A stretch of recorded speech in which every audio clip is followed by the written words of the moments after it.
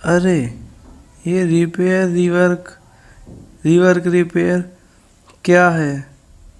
अरे यार कुछ भी समझ में नहीं आ रहा, क्या करें? अरे हाँ, समझ में आ गया। हम इसकी वीडियो चलते हैं और देखते हैं।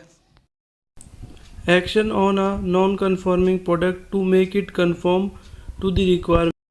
इट मीन्स जो हमारा ख़राब या एनजी या नॉन कन्फॉर्मिंग प्रोडक्ट है उस पर कुछ एक्शन करने के बाद अगर वो स्टैंडर्ड और जो कस्टमर रिक्वायरमेंट है उसको मीट कर देता है तो हम उस एक्शन को रिवर्क बोलते हैं।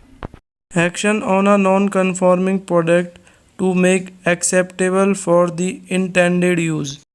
इट मीन्स जो हमारा ख़राब या एनजी या नॉन कन्फॉर्मिंग प्रोडक्ट है उस पर कुछ एक्शन करने के बाद अगर वो स्टैंडर्ड और जो कस्टमर रिक्वायरमेंट है उसको मीट नहीं करता पर उसे यूज़ किया जा सकता है तो उसे रिपेयर कहते हैं। इंटेंडेड यूज़ का मतलब होता है इरादतन यूज़ करना, कि हमें पता है फिर भी उसे यूज़ कर रहे हैं।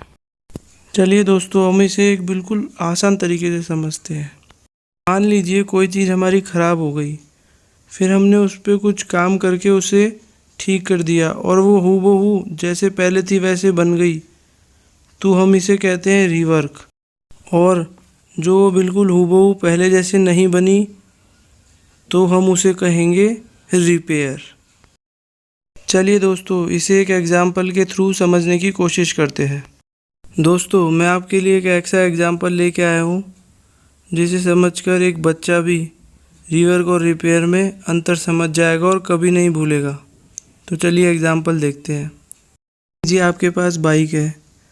अब बाइक में हवा कम हो गई टायर के अंदर। आप मैकेनिक के पास गए, आपने उसे हवा भरवा ली, टायर पहले जैसा ही हो गया जैसे कंपनी के थ्रू आपको मिला था। इसे हम रिवर्क कहते हैं। अब आपकी बाइक का टायर पंचर हो गया। अब वो पंचर बनवाने आप मैकेनिक के पास गए, उसने पंचर बना के आपको दे दिया, बट वो पंचर बन गया। अब वो यूज़ में तो आएगा टायर, लेकिन जो कंपनी से जैसा टायर मिला था आपको वैसा वो टायर रहा नहीं। लेकिन वो इंटेंडेड यूज़ मतलब इरादतन यूज़ के लिए हम उसे यूज़ कर सकते हैं, तो इसे हम रिपेयर कहते हैं। तो दोस्तों, आपको रिवर्क और रिपेयर में अंतर बिल्कुल क्लियर तरीके से समझ में आ गया होगा इस एग्जाम्पल के थ्रू। हम इंडस्ट्री में देख लेते हैं रिपेयर और रिवर्क का क्या यूज़ है। IATF के क्लॉज नंबर 8.7.1.4 में रिवर्क प्रोडक्ट के बारे में बताया गया है और 8.7.1.5 में रिपेयर प्रोडक्ट के बारे में बताया गया है। हम एक लाइन डायग्राम के थ्रू समझते हैं नॉन कन्फॉर्मिटी कितने टाइप की होती है। नॉन कन्फॉर्मिटी हमारे 3 टाइप की होती है, रिवर्क, रिपेयर और स्क्रैप। रिवर्क रिपेयर में हम पार्ट को दोबारा यूज़ कर सकते हैं, बट स्क्रैप होने के बाद हमारा प्रोडक्ट पूरी तरह ख़राब हो जाता है। हम रिवर्क रिपेयर में डिफरेंस देख लेते हैं।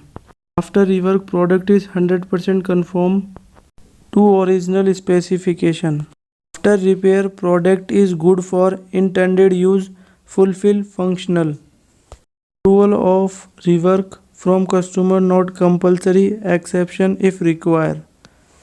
In case of repair, must take an approval deviation from customer prior to start repair. In case of rework, low risk.